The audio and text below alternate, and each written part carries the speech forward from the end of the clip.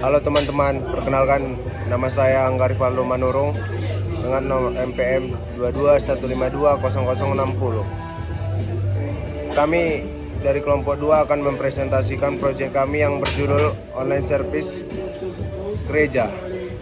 Di sini saya sebagai moderator, yang dimana bagian use case akan dijelaskan oleh Julius Manurung, jurnal Egil oleh Feby, jurnal SDG oleh Teresia, dan yang terakhir tampilan website akan dijelaskan oleh Abraham Silalai. MPM 22152052. Di sini saya akan menjelaskan use case diagram tentang proyek kami. Yang pertama itu di sini adalah use case konten renungan. Di sini ada dua aktor, yaitu admin dan user. Di sini admin login, kemudian admin dapat mengelola konten renungan. Admin juga dapat mencatatkan publikasi renungan harian. Setelah itu, admin mengirim notifikasi renungan. Kemudian di sini ada user. User di sini dapat mengakses renungan harian. Kemudian user dapat mencari renungan berdasarkan tanggal. Kemudian user juga dapat membagikan renungan harian sesuai dengan mereka. Selanjutnya itu juga user dapat mendownload renungan yang telah tersedia. Kemudian di sini ada use case diskusi online.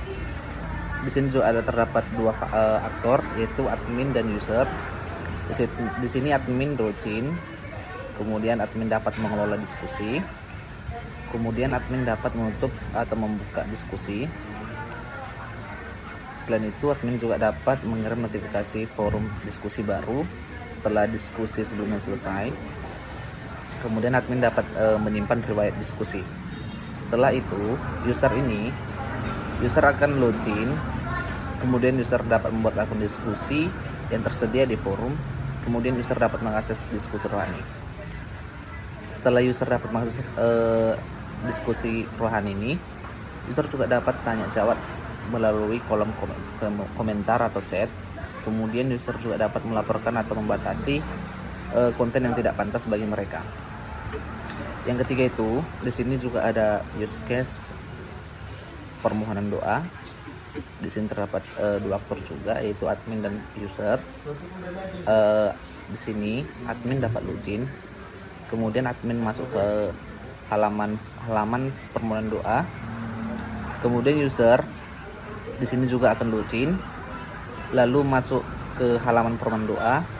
User akan mengisi formulir permohonan doa, nama permohonan doa bersifat publik atau privat. Setelah mengisi formulir ini, user mengirim permohonan doa. Setelah itu, setelah user mengirim permohonan doa ini, admin dapat menerima permohonan doa, kemudian mengirim notifikasi permohonan doa terkirim. Setelah mengirim notifikasi permohonan doa ini, admin akan mengirimkan notifikasi bahwa permohonan doa telah didoakan. Sekian penjelasan saya. Selanjutnya akan dijelaskan oleh teman saya. Perkenalkan, nama saya Feby Yolanda Sinurat dengan NPM 22152036. Di sini saya akan menjelaskan jurnal Aibile Studi Kasus Gereja GMI Mana Helvetia. Yang pertama itu ada sprint planning, menentukan backlog produk dan prioritas feature. Sprint planning adalah tahap awal dalam setiap sprint di mana tim menentukan backlog produk dan memprioritaskan fitur yang akan dikembangkan. Backlog produk merupakan daftar tugas atau fitur yang harus diselesaikan berdasarkan kebutuhan pengguna dan tujuan bisnis. Selanjutnya itu ada sprint. Pengembangan dilakukan dalam iterasi 2 minggu. Sprint adalah periode tetap di mana tim pengembang bekerja untuk menyelesaikan backlog yang telah ditentukan dalam sprint planning. Selama sprint, tim fokus pada pengembangan fitur dan menyelesaikan tugas yang telah dirancang tanpa gangguan dari luar. Selanjutnya itu ada daily stand up, rapat harian untuk memantau progres. Daily stand up adalah rapat singkat yang dilakukan setiap hari oleh tim pengembang untuk memantau progres pekerjaan. Rapat ini bertujuan untuk memastikan seluruh anggota tim selaras dan membantu mengatasi kendala sejak dini. Yang keempat itu ada sprint review, evaluasi hasil kerja bersama pemangku kepentingan. Setelah sprint selesai, dilakukan sprint review, yaitu evaluasi hasil kerja bersama pemangku kepentingan. Tim akan mendemonstrasikan fitur atau produk yang telah dikembangkan dan menerima masukan perbaikan selanjutnya. Sprint review memastikan bahwa hasil sprint sesuai dengan kebutuhan pengguna dan memberikan kesempatan bagi stakeholder untuk memberikan umpan balik secara langsung. Selanjutnya yaitu ada sprint retrospektif, refleksi tim untuk meningkatkan progres. Sprint retrospektif adalah sesi refleksi yang dilakukan setelah sprint review, di mana tim mengevaluasi proses kerja selama sprint. Tujuannya adalah untuk mengidentifikasikan apa yang berjalan baik, apa yang perlu diperbaiki, dan bagaimana tim bisa bekerja lebih efektif pada sprint berikutnya. Ini membantu meningkatkan kualitas kerja dan kolaborasi tim secara berkelanjutan. Selanjutnya yaitu adalah jurnal SDG yang akan dijelaskan oleh teman saya. Perkenalkan, saya Trisi Jessica Sembolon dengan NPM 2215-253. Di sini saya akan menjelaskan jurnal tentang digitalisasi struktur dan dedikasi gereja, pendekatan SDG 3 dan SDG 4, studi kasus Game Immanuel Helvetia pada pengembangan website. Pertama ada abstrak, proyek digitalisasi struktur dan dedikasi gereja bertujuan untuk meningkatkan pemasukan dan keterlibatan jemaat melalui platform berbasis web. Bagi GMI Immanuel Helvetia dengan mengacu pada Sustainable Development Goals atau SDG 3 dan 4. Pengembangan ini menitik beratkan pada peningkatan kesehatan spiritual dan pendidikan berbasis nilai-nilai gereja. Website ini dilengkapi dengan struktur doa online, renungan online, dan diskusi online untuk mendukung kegiatan gereja secara digital. Metode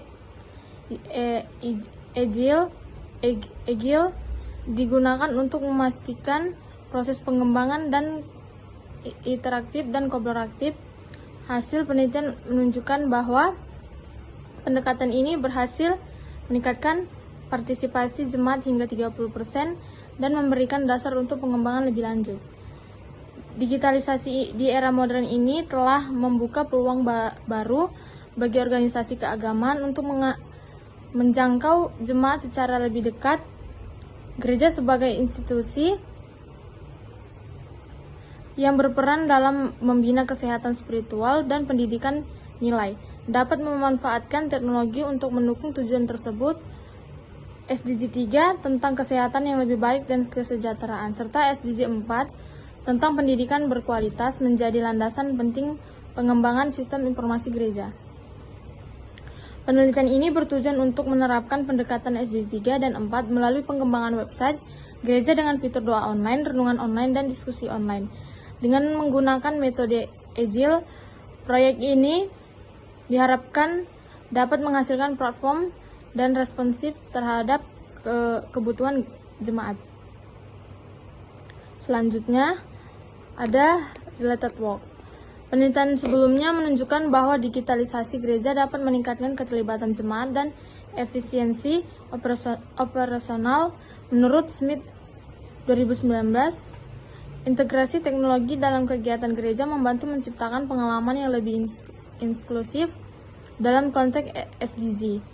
Studi oleh Johnson 2020 menyoroti pentingnya kesehatan spiritual sebagai bagian kesejahteraan holistik. Namun, belum banyak penelitian yang menghubungkan pengembangan sistem informasi gereja dengan tujuan SDG, terutama dalam konteks lokal GMI Immanuel Helvetia. Selanjutnya yaitu ada metode. Di sini menggunakan dua metode.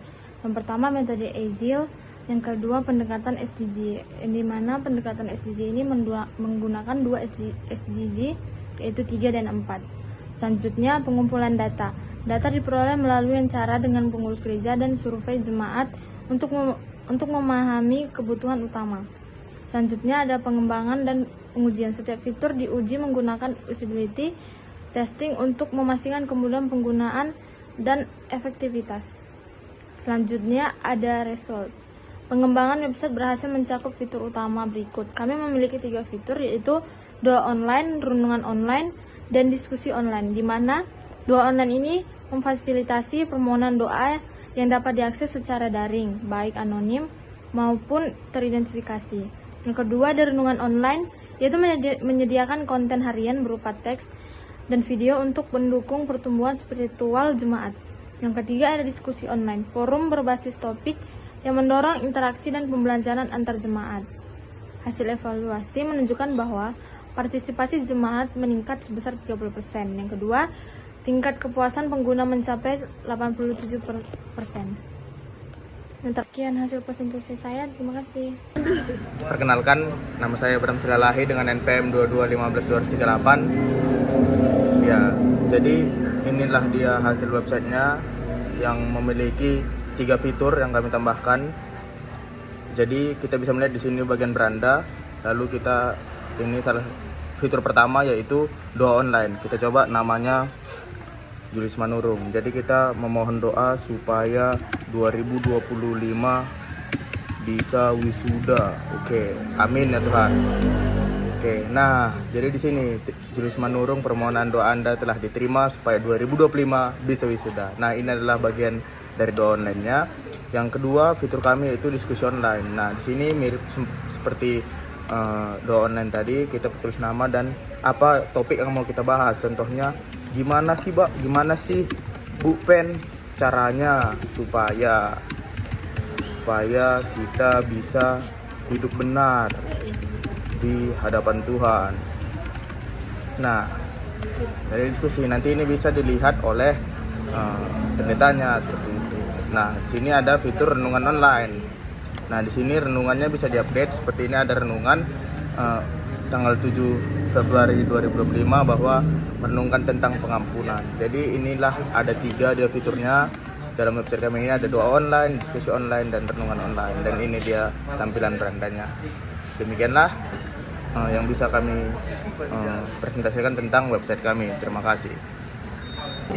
Jadi kesimpulannya, website GMI Mana Helvetia dapat memudahkan jemaat untuk melakukan doa online, diskusi online, dan renungan online agar lebih efektif dan efisien, tidak terbatas oleh tempat dan waktu.